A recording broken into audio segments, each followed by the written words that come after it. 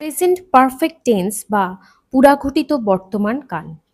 কোনো কাজ এইমাত্র বা কিছু আগে শেষ হয়েছে কিন্তু তার ফল বা রেশ এখনো বর্তমান আছে বোঝালে তাকে প্রেজেন্ট পারফেক্ট টেন্স বলে।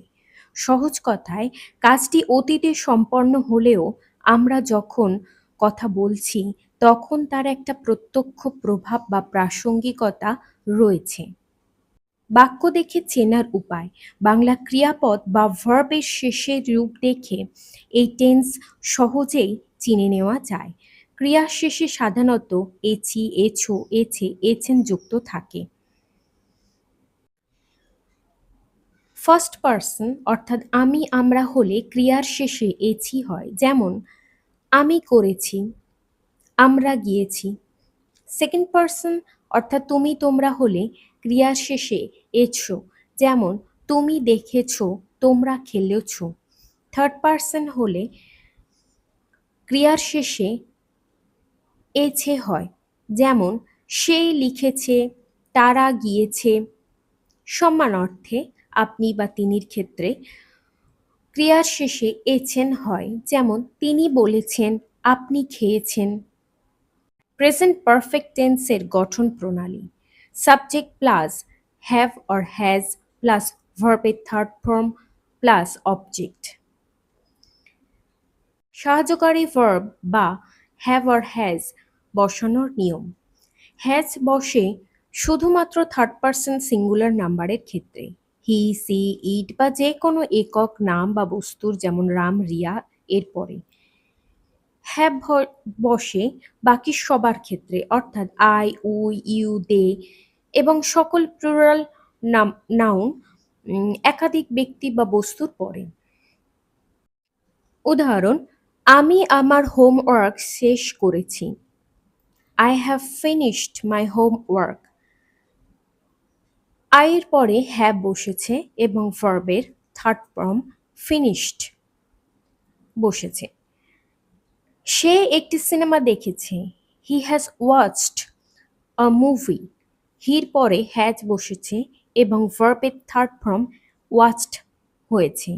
তারা চলে গেছে। They have gone. দের পর হ্যাভ বসেছে এবং ভার্বের থার্ড ফর্ম গন হয়েছে। গুরুত্বপূর্ণ কিছু নিয়ম।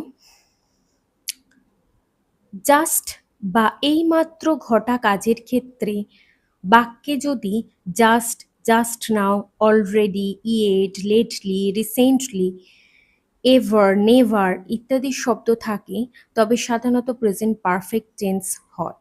আমি এইমাত্র এখানে এসেছি। I have just come here. সে ইতিমধ্যে কাজটি করে ফেলেছে। He has already done the work. অতীতের অভিজ্ঞতা যা এখনো প্রাসঙ্গিক। কাজটি অতীতে হয়ে গেছে কিন্তু সময়টি নির্দিষ্ট করে বলা নেই এবং এর অভিজ্ঞতা এখনো মনে আছে। আমি তাজমহল দেখেছি। I have seen the Taj Mahal. যদি নির্দিষ্ট সময়ের উল্লেখ থাকে, যেমন আমি গত বছর তাজমহল দেখেছিলাম, তখন আর প্রেজেন্ট পারফেক্ট হবে না, তখন পাস্ট ইনডিফিনাইট হয়ে যাবে। I saw the Taj Mahal last year.